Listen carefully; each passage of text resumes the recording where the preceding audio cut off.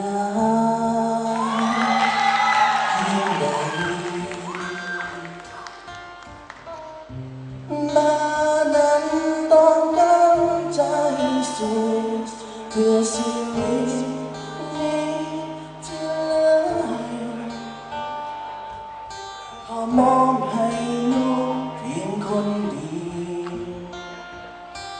ต้องทุกข์เท่าใดถึงกายบ่ไหวแต่ว่าจิตใจ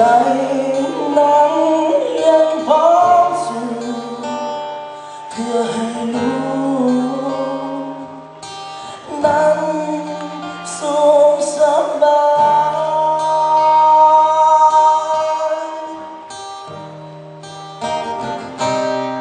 ตัวเองที่เป็นอย่างไรก็ยอมเหนื่อยและท้อเท่าใดบอกให้เห็น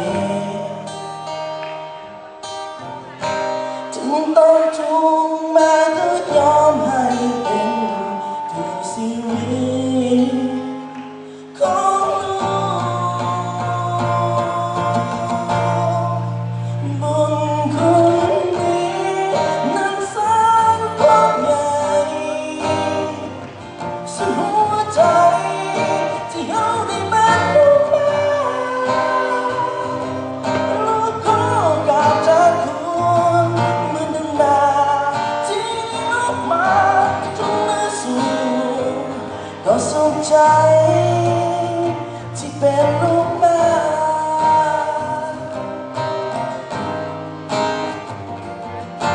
ขอเสียงหน่อยนะ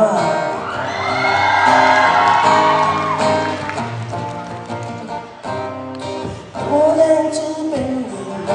ก็ยอมเหนื่อยและท้อเท่าใดบอกให้เห็นจึงต้องทุกข์มาก็ยอมให้เป็นเพื่อชีวิตของค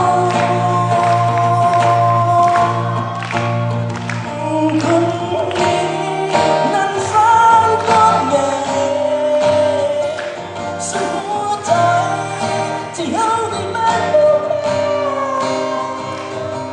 ลูกขอกราบจากคุณเหมือนดังดาที่ลูกมาจนเหลือสู่ก็สุขใจที่เป็นลูกแม่